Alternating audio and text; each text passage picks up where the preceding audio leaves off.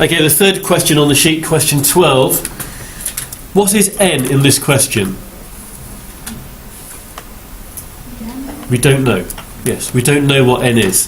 What do we know? We know that p is 1/6. So the first thing we can write down is it's binomial. N, we don't actually know what it is, but we do know p is 1/6. How many rounds must be fired in order to have a probability of 0.9 or more of hitting the target at least once? So what they're saying here is the probability that x is greater than or equal to 1, that's at least 1, is 1 or more, has to be greater than or equal to 0.9. Again, in binomial, it's useful to turn it around into a less than. If I want to rewrite this here as a less than equal to, what would my equivalent line be? Effectively, if I turn this back to front and look at it exactly the opposite way round, can anybody come up with another way of writing that so that that is a less than or equal to? Would it be 1 to equals it to 0? It's less than 0.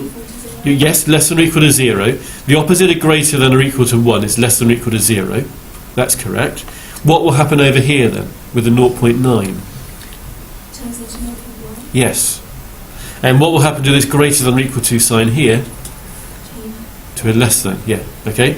If you reverse everything there, the opposite of less than or equal to 1 is 0, or less than or equal to 0. It's the same as actually equals 0. Opposite of 0.9 is 0.1. Opposite of greater than is less than. So you can turn it around like that. Those two things are equivalent. They are saying the same thing.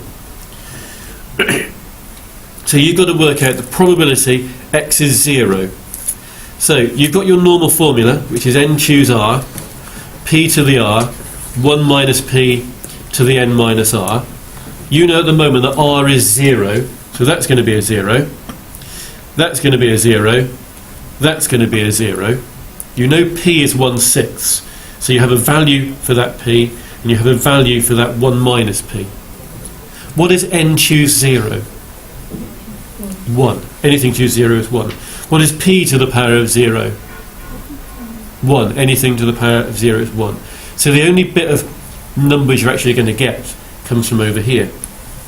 So I've written that out, just sticking the numbers in I know. We've said those two bits there are 1. I've just changed it to an equal sign here just to help us out, just to make it a bit easier to start with. We have to go back to that later on. So you end up with this equation here.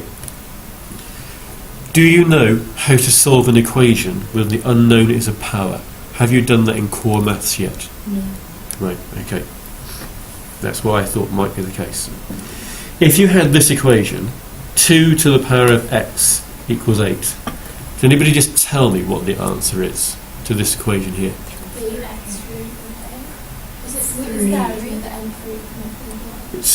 Yes, sort of, yes.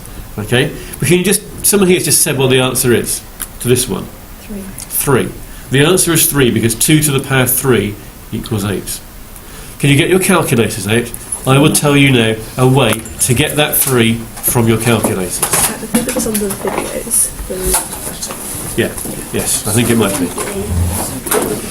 You need to use the log button on your calculators. Now you may not have used logs in core yet, but if you do on your calculator, log 8 divided by log 2, you should get the answer of 3.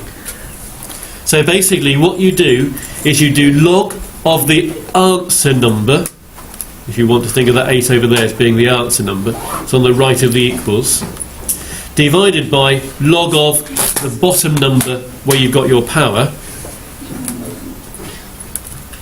and that gives you the mystery power number. Okay? And if you forget which way around it is in the exam, I think you will know the answer to that is 3, and if you just remember it's something to do with logs in the exam, just play around with logs and those numbers until you get the answer 3, and then you've got the right way of doing it. So, log of like the answer number divided by log of the bottom number where there's a power gives you the missing power. You will cover that more in core maths at some time. I think Bryony said if you watch some of the additional binomial videos I put on the KLP. Geometric ones, it was The one geometric with ones, the it's in there as well. I've mentioned it in there. I thought we weren't allowed to use a calculator in core. You're not in core 1, no. You will be able to in S1.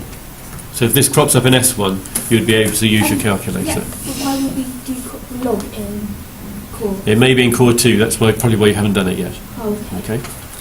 So, if you do this little calculation here, you'll get the missing power. So, Alice, do you understand that bit there? So, Alice, if I just give you this one here, 5 to the power of x is 625. Alice, what would you do on the calculator to find out what x was? Log 625 divided by log 5. That's correct. You should get 4, because 5 to the power of 4 is 625. So, Alice, if you can do that, this is here actually the sum we're really interested in. Can you then tell me what I have to do on this one to get n? It's exactly the same as what you've just done, but the numbers aren't so nice. Log 0.1 divided by log 5. Yeah, that's exactly what you do, okay? You do log of 0.1 divided by log of 5/6, and that will give you a value. It says here it's 12.6. I have written down here, the other way of doing it is trial and error, just guessing numbers and guessing there. But this way I've shown you here is the exact way. So, we've got a value here, 12.6, by using this new little log technique. If you got down that far in the question, you've done fairly well. If you had watched some of the other videos I put up asking you to catch up on, then you would have seen this technique as well. So, if I just go back up the top, this was our equation over here that we were trying to sort of really sort out, this one over here.